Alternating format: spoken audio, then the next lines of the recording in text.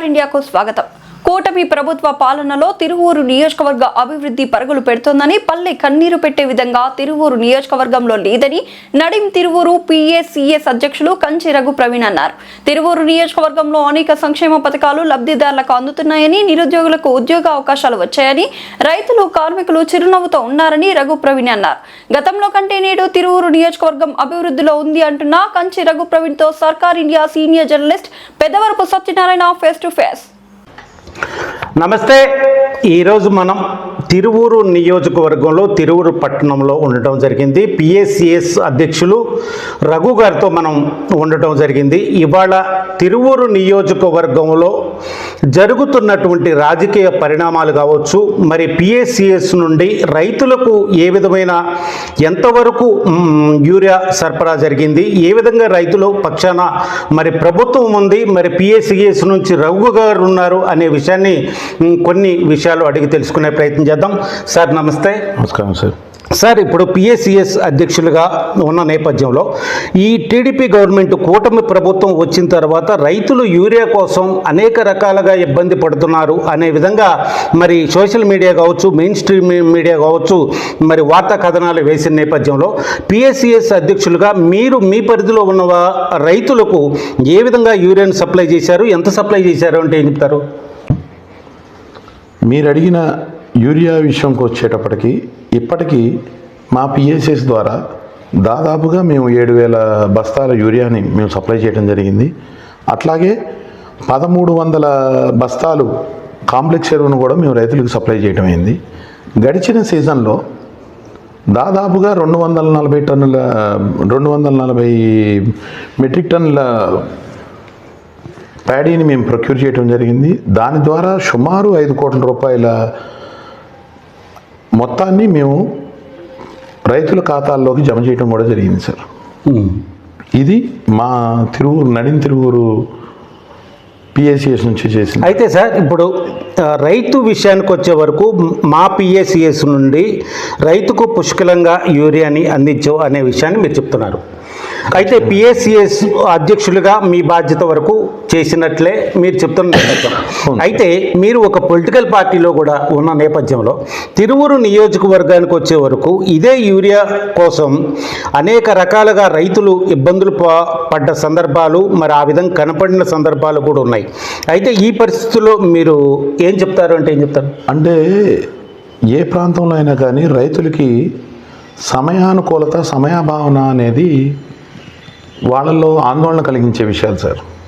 ఎప్పుడైతే కొరత ఉన్న వస్తువుకి డిమాండ్ ఎక్కువ ఉంటుంది, ఇది కొరత వస్తుందేమో అని చెప్పి రైతులు వాళ్ళకున్న సమయం అది కరెక్ట్గా ఆ సమయానికే వెయ్యాలి కాబట్టి, ఆ సమయపాలన చేయాలి కాబట్టి, అప్పటికి అందుతుందో అందదో అనే ఆందోళనతో వాళ్ళకి ముందు చూపుతో వ్యవహరించిన దానికి ప్రభుత్వం నుంచి మాకు యూరియా చేరుకునేటప్పటికి మధ్యలో వచ్చిన 1-2 రోజుల గ్యాప్ వలన ఆ ఒత్తిడి తప్ప అడిగిన ప్రతి రైతుకి కూడా ప్రతి బస్తాని కూడా మా కూటమి ప్రభుత్వం అందించింది సార్. అయితే సార్, కూటమి ప్రభుత్వంలో రైతుకి ఎటువంటి ఇబ్బంది కలగలేదు, రైతులు ఆందోళన చెంది మాత్రమే ఆ విధంగా ముందుకొచ్చారనే విషయాన్ని ఆందోళన అంటే ఇది బాహ్య ప్రపంచంలో నడుస్తున్న విషయాన్ని వాళ్ళు కొరత ఏర్పడుతుందేమో, ఎందుకంటే ఖచ్చితంగా ఇది సమయం మీదే ఆధారపడి ఉంటుంది కాబట్టి వ్యవసాయం అనేది ఆ సమయానికి నేను వెనకబడతానేమో, నాకు ఆ రోజుకి దొరకదేమో అనే భావన, అది ఆందోళన అనే పదాన్ని ఉపయోగించడం జరిగింది. కానీ ఆందోళన అనేది యాక్చువల్గా వాళ్ళు పడవలసినంత అవసరం అయితే మాకు కనపడలేదు సార్. ఎందుకంటే ప్రభుత్వం మేము పెట్టిన ప్రతి ఇండెంట్ని కూడా పరిశీలించి వాళ్ళు పంపించడం జరిగింది. ఈ రోజుకి కూడా వాళ్ళు ఎక్కడ యూరియా అవసరమైనా కానీ తీర్చడానికి మార్కెట్ ద్వారా కానీ వ్యవసాయ శాఖ వారు కానీ ఖచ్చితంగా వారి దీంట్లో వాళ్ళు ఖచ్చితమైన పని చేస్తున్నారు సార్. అయితే సార్, ఇప్పుడు తిరువూరు నియోజకవర్గానికి వచ్చే వరకు TDP పార్టీ మరి వర్గ భేదాలుగాను ఆధిపత్య పోరుగాను నడుస్తున్న సందర్భం అనే విధంగా సొంత పార్టీ నుండే వినపడుతున్న నేపథ్యంలో మరి పార్టీలో సీనియర్ నాయకులుగా ఉన్నటువంటి రఘు గారు ఏం చెప్తారు? సార్, ఇది కేవలం అభిప్రాయ భేదాలుగానే నేను చూస్తాను సార్. ఇదేదో ఆధిపత్య పోరెను లేకపోతే వర్గ విభేదాలను మేము అనుకోం. ఎందుకంటే ప్రతి ఒక్కళ్ళకి కూడా ఒకే అభిప్రాయం ఉండవలసిన అవసరం లేదు. అది అభివృద్ధిలోనూ అయినా కావచ్చు, లేదు సంక్షేమంలో అయినా కావచ్చు, లేదు ఈ పని జరిగితేనే ఇది జరుగుతుంది అనే నాకు ఒక కాన్సెప్ట్ ఉంటే వేరే నాయకుడికి ఈ పని కాదు, ముందు ఈ పని జరగాలి అనే ఆలోచన ఉండొచ్చు. ఇది కేవలం అభిప్రాయ భేదాలు మాత్రమే. వర్గ విభేదాలు ఇవన్నీ కూడా సృష్టించబడుతున్నాయి. ఎందుకంటే ఆ గ్యాప్ని పెంచుతున్నాయి. అయితే సార్, మీరు విషయాన్ని ఒకే తాటి మీదకి తీసుకొచ్చి అందరం టీ కప్లో తుఫాని అంతా బాగానే ఉన్నామనే విధంగా మీరు చెప్పుకుంటూ వస్తున్నారే తప్ప సార్, ఖచ్చితంగా మేము ఒకే తాటి మీద ఉన్నాం. ఎందుకంటే మేము అందరం కూడా తెలుగుదేశం జెండా కిందే బతుకుతున్నాం, తెలుగుదేశం జెండా కిందే చేస్తున్నాం. తెలుగుదేశం యొక్క సైకిల్ గుర్తు మీదే మా ఎమ్మెల్యే గారు గెలిచినా, మా ఎంపీ గారు గెలిచినా మేమందరం కూడా తెలుగుదేశం పార్టీ వీధి విధానాలకి, మా అధిష్టానం సూచించే సూచనలకి శిరసావహిస్తూ పనిచేస్తాం. సార్, సూటిగా చెప్పండి రఘు గారు. చెప్పండి సార్. కెమెరా నడుస్తుంది.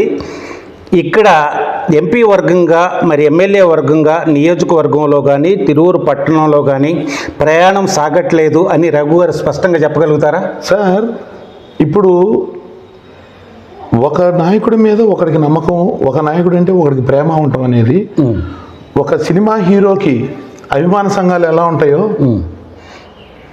ఒక రాజకీయ నాయకుడికి అభిమానులు ఉండటంలో తప్పులేదుగా.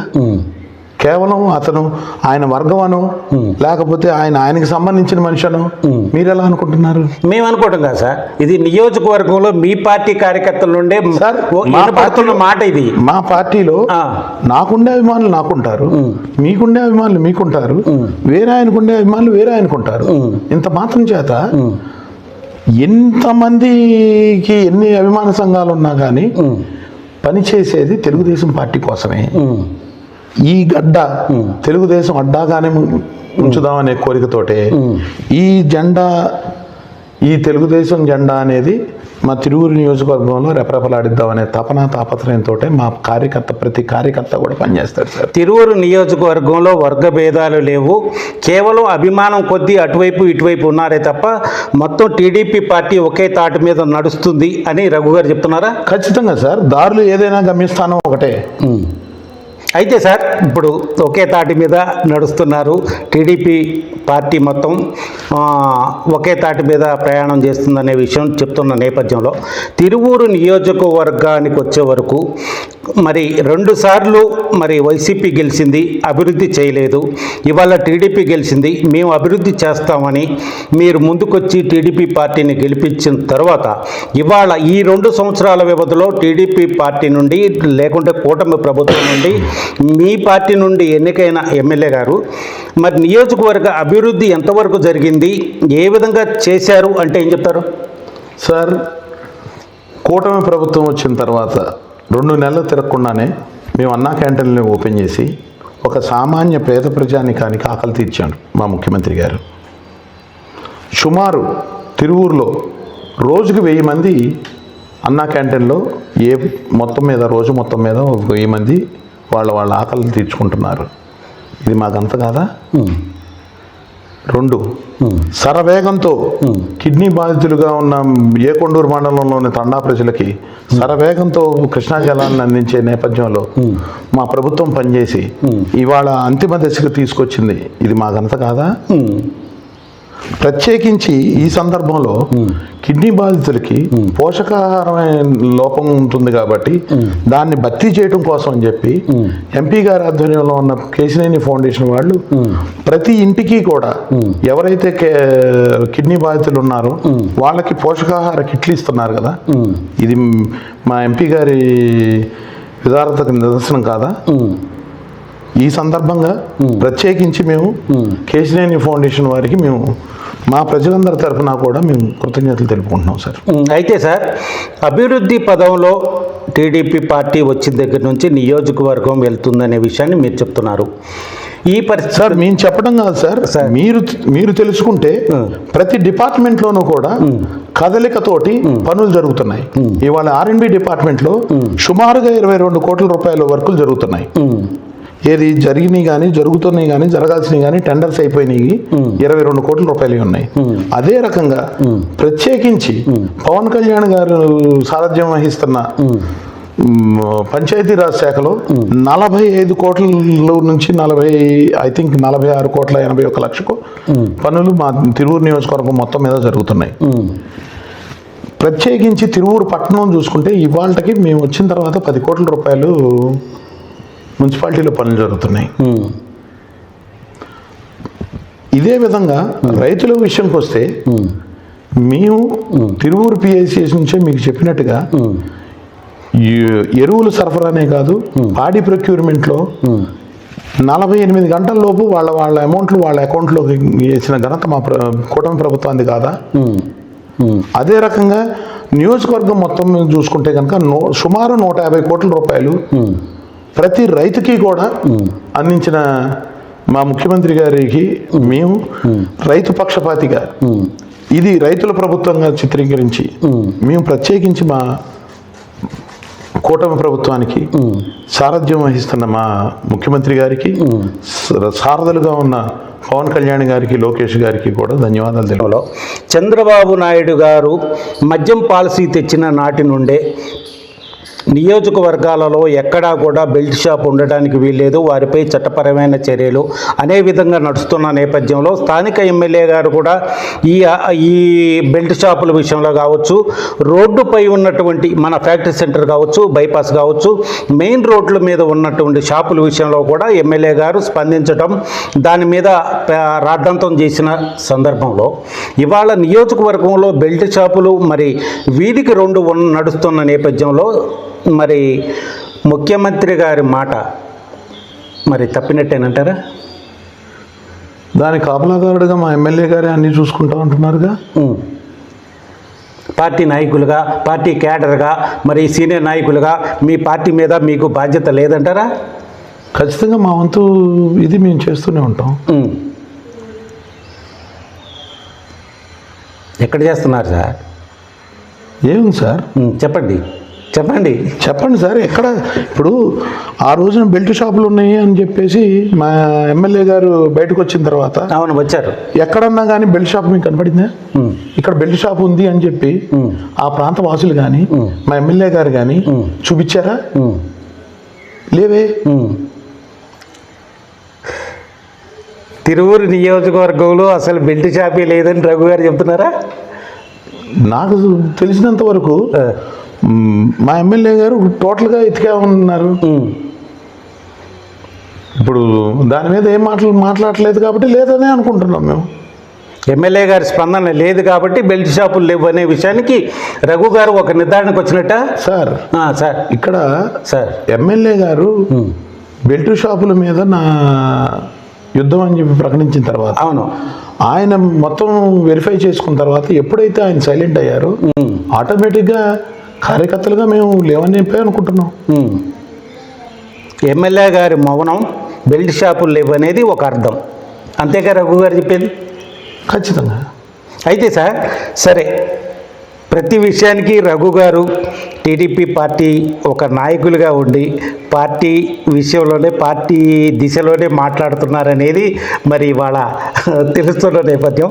అయితే ఒక విషయాన్ని చెప్పండి సార్, కొలికిపూడి శ్రీనివాసరావు గారు 35 గ్రామాలు పరిశీలించి 480 కుటుంబాలను మరి వాళ్ళతో ఆత్మీయ సంభాషణలు చేసి మరి కూటమి ప్రభుత్వంలో ఎన్నికైనటువంటి కొలికిపూడి శ్రీనివాసరావు గారు కూటమి ప్రభుత్వం అనేక రకాలుగా అభివృద్ధి కార్యక్రమంలో ముందుకెళ్తుంది, నియోజకవర్గంలో అభివృద్ధి కార్యక్రమాల్లో ముందుకెళ్తుంది, నియోజకవర్గమే అభివృద్ధిలో ఉందని చెప్తున్న రఘు గారికి పల్లె కన్నీరు పెడుతుందని ఎమ్మెల్యే గారు పెట్టిన ఒక స్టేటస్ విషయంలో రఘు గారు ఏం చెప్తారు? సార్, నియోజకవర్గం అంటే 35 గ్రామాలు 480 కుటుంబాలు కాదు కదా, ఇంకా చాలా ఉంది. అంతా కూడా ఒకసారి పరిశీలించుకుంటే మా ఎమ్మెల్యే గారు ఆయన అభిప్రాయాన్ని మార్చుకునే వాళ్ళేమో, ఆయన దగ్గరకు వచ్చిన వారి విన్నపాల భావోద్వేదంలో ఆయన స్టేటస్ పెట్టారేమో. కానీ మరీ ప్రత్యేకించి మీరు అడుగుతున్నారు కాబట్టి చెప్తున్నా, మరీ ప్రత్యేకించి గ్రామీణ నేపథ్యం ఉన్న ఈ తిరువూరు నియోజకవర్గంలో మా యువ నాయకుడు యువగణంలో ఇచ్చిన మాటను నిలబెట్టుకుంటూ డిఎస్సిని అనౌన్స్ చేసిన తర్వాత ఆ డిఎస్సి నుంచి దాదాపుగా మా నియోజకవర్గంలో 70 మంది టీచర్లు ఇవాళ తిరువూరు నియోజకవర్గం నుంచి నియమింపబడ్డారని చెప్పడానికి మేము గర్విస్తున్నాం తెలుగుదేశం పార్టీ కార్యకర్తగా. మా నాయకుడు ఇచ్చిన మాట నిలబెట్టుకుంటే మా ప్రాంతం నుంచి 70 మంది టీచర్లు గాను 50-60 మంది పోలీసులు గాను ఇవాళ సెలెక్ట్ అయ్యారు అంటే అది మా ప్రభుత్వానికి ఉన్న నిబద్ధత, మా నాయకుడికి ఉన్న చిత్తశుద్ధి. ఇంతకంటే దీనికి ప్రత్యక్ష నిదర్శనం ఏముంటుంది చెప్పండి? అభివృద్ధి అంటారా, మీ కళ్ళకు కనపడుతుంది. మేము వచ్చిన తర్వాత గ్రామాల్లో ఉన్న రోడ్లలో ఎన్ని సిమెంట్ రోడ్లు వేసాము ఒకసారి పిఆర్ డిపార్ట్మెంట్ను, ఎన్ని ఆర్ఎన్బి రోడ్లలో ఇవాళ 22 కోట్ల రూపాయలు వర్కులు ఆర్ఎన్బిలో జరుగుతున్నాయి, 45 కోట్ల రూపాయలు పిఆర్లో జరుగుతున్నా. ఇది మా ప్రభుత్వ ఘనతే కదా. ఇప్పుడు ఈ ప్రాంతవాసిగా ఈ 5 ఏళ్లలోనూ ఈ సంవత్సరంలోనూ ఈ పరిమితి కాలంలోనూ మొత్తం అభివృద్ధి జరగాలి అని నేను కోరుకోవడంలో తప్పులేదు. కానీ ఆశించడం అనేది కొంచెం ఆక్షేపణీయం. ఎందుకంటే మన ముందు తరాల వాళ్ళు చెప్పినట్టు అన్నప్రసన్న రోజునే ఆవకాయ పచ్చడితో భోజనం బెటర్ కదా. అలానే మన రాష్ట్ర ప్రభుత్వం యొక్క ఆర్థిక పరిమితుల్ని కూడా దృష్టిలో పెట్టుకుని వారి కేటాయింపుల ద్వారా మా ప్రాంతానికి మా నాయకుల యొక్క కృషితోటి ఎంత ఎక్కువ తెచ్చుకుని అభివృద్ధి చేసుకుందాం అనే ఆలోచనతోటే ఉన్నారు. కానీ వేరే విధంగా కానీ వేరే ఇతరితర అభివృద్ధి జరగట్లేదు అన్నది మాత్రం అవాస్తవం. ఈ అభివృద్ధిలో వారి పాత్రని ఖచ్చితంగా అభినందనీయంగా పోషిస్తున్న మా ఎంపీ గారు కేశినేని శివనాథ్ గారికి కానీ, మా ఎమ్మెల్యే గారికి కానీ, మా తిరువూరు నియోజకవర్గ ప్రజల తరఫున కృతజ్ఞతలు తెలుపుకుంటున్నాం. రఘు గారు విషయాన్ని డైవర్ట్ చేశారంటానికి ఇది ఒక నిదర్శనం.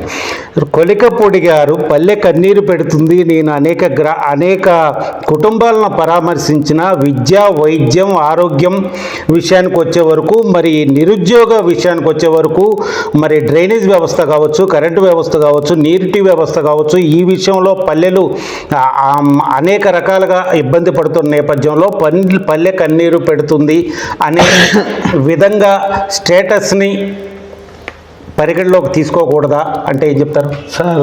అభివృద్ధి అనేది ప్రభుత్వం యొక్క ప్రణాళికాబద్ధంగా జరుగుతుంది తప్పితే నా వ్యక్తిగత ఊహలకో లేకపోతే నా అవసరాలు తీర్చడానికో నేను అభివృద్ధిగా పరిగణించేవాడిని కాదు. ప్రభుత్వం ప్రణాళికాబద్ధంగా చేసే ఆ ప్రాంతంలో చేసే పనే అభివృద్ధి. అది ఖచ్చితంగా మీకు మళ్ళీ చెప్తున్నాను, మా నియోజకవర్గంలో పరుగులు తీసే స్థాయికి వచ్చింది